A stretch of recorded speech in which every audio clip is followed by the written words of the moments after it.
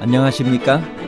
인생의 복잡한 문제들을 말씀으로 단칼에 해결해주는 김종근 목사의 쾌도 남마입니다.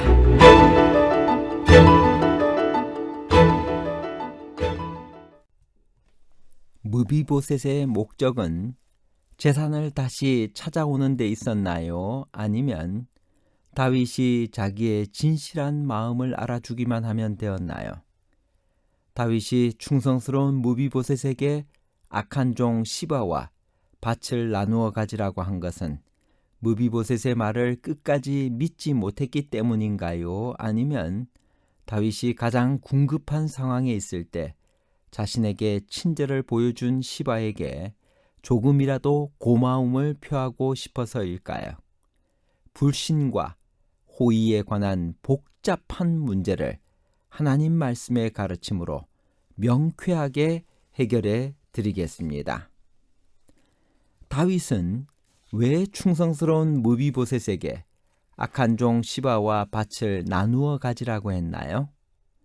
사무엘하 19장 29절.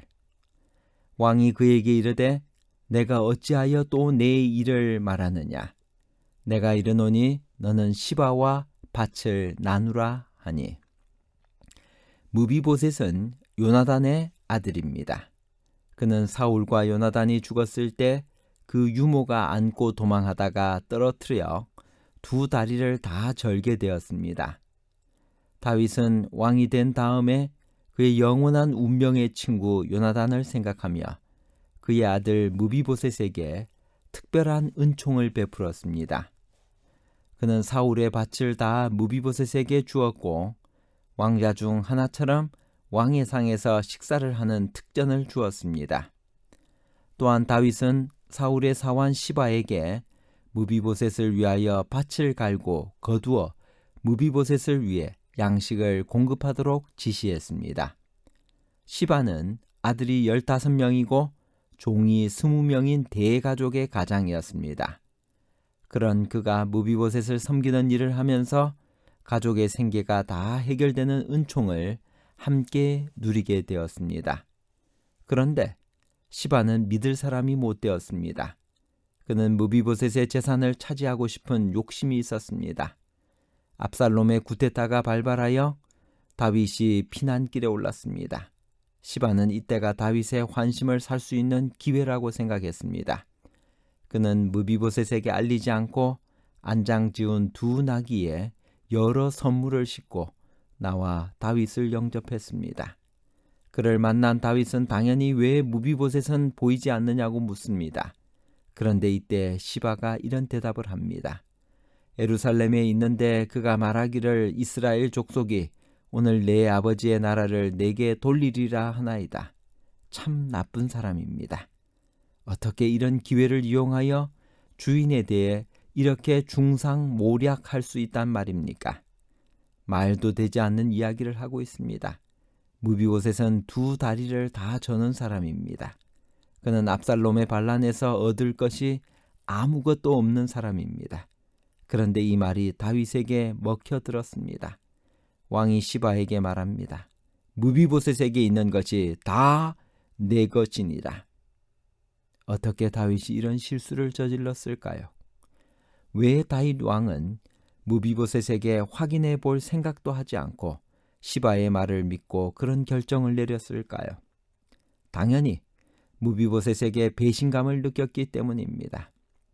어떻게 그런 생각을 할 수가 있을까?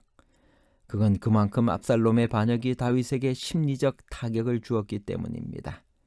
한 올의 의심도 없이 사랑하기만 하던 아들의 반역을 현실로 접하자 그의 판단력에 문제가 생긴 것입니다. 시바로부터 무비보셋이 내 아버지의 나라를 내게로 돌리리라고 했다는 말을 듣는 순간 배신 트라우마가 그를 압도했습니다. 현실적으로 가능하냐 안 하냐는 중요한 게 아니었습니다. 그가 특별한 은총을 베풀어 주었던 무비보셋이 이런 순간에 그런 생각을 했다는 것 하나만으로도 분노하기에 충분했습니다. 그야말로 꼴뚜기가 뛰니 망둥이도 뛴다는 생각이 들었을 것입니다. 배신 트라우마가 다윗에게 작동한 것입니다. 반역이 평정되고 왕이 예루살렘으로 돌아오게 되었습니다. 그 사이 시바의 강교함을 알게 된 무비보셋은 왕을 맞으러 나왔습니다. 틀림없이 시바 자신이 무비보셋에게 자기의 권리를 주장하였기 때문일 것입니다.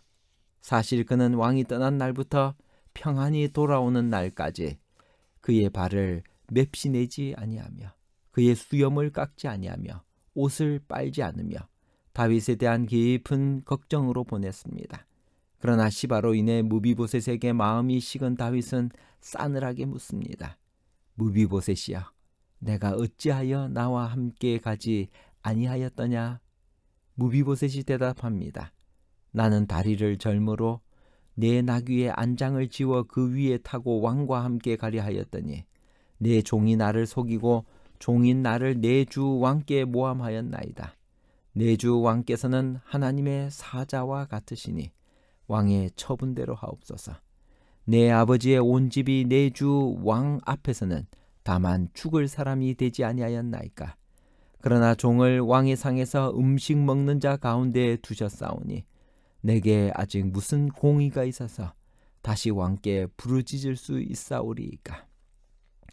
무비보셋의 설명에 의하면 시바가 선물을 싣고 왔던 두 나귀는 실상 무비보셋이 다윗과 함께 도망가기 위하여 준비하던 것이었습니다. 그러나 시바는 나귀를 훔쳐갔고 다리를 저는 무비보셋은 당할 수밖에 없었습니다. 그는 사실을 고하면서도 처분은 왕께 맡기고 있습니다.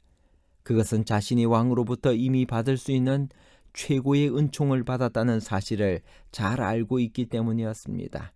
새 왕조가 열리면 폐위된 왕조의 남은 자손을 모두 살해했습니다. 그야말로 삼족을 멸합니다. 그들 중 누구도 왕권을 되찾고자 하는 시도를 다시 할 수 없게 하기 위함입니다. 그러나 다윗은 무비보셋을 살려주었습니다. 뿐만 아니라 넉넉한 하사품까지 챙겨주었습니다.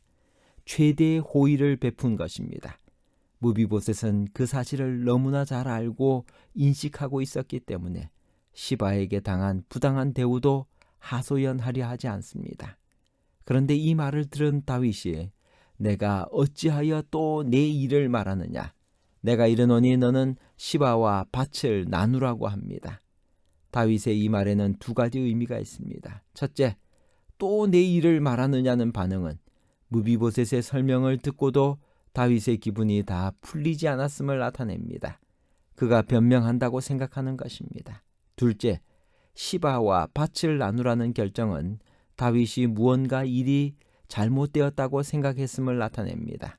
그러나 이런 조치는 충분하지 않습니다.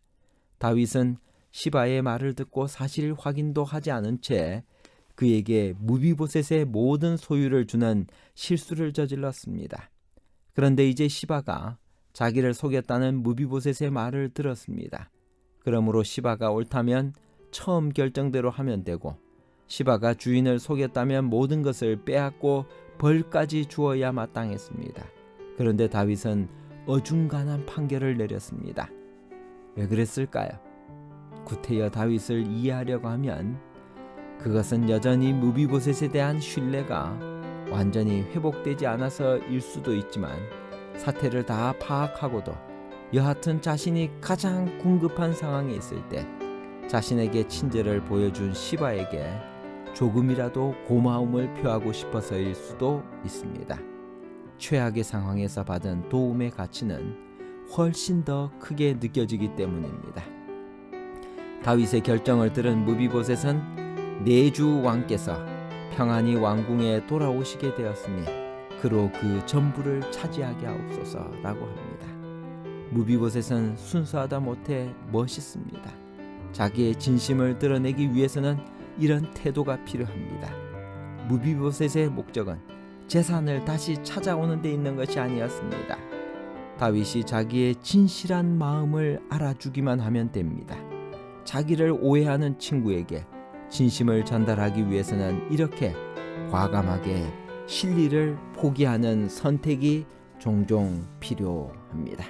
결론입니다. 첫 번째, 다윗이 충성스러운 무비보셋에게 악한 종 시바와 밭을 나누어 가지라고 한 것은 무비보셋의 말을 끝까지 믿지 못했기 때문이 아니라 다윗이 가장 궁급한 상황에 있을 때 자신에게 친절을 보여준 시바에게 조금이라도 고마움을 표하고 싶었기 때문입니다. 둘째, 시바와 밭을 나누라는 결정은 다윗이 무언가 일이 잘못되었다고 생각했음을 나타냅니다. 셋째, 무비보셋의 목적은 재산을 다시 찾아오는 데 있는 것이 아니었습니다. 다윗이 자기의 진실한 마음을 알아주기만 하면 되었습니다. 자기를 오해하는 친구에게 진심을 전달하기 위해서는 이렇게 과감하게 진리를 포기하는 선택이 종종 필요합니다. 감사합니다.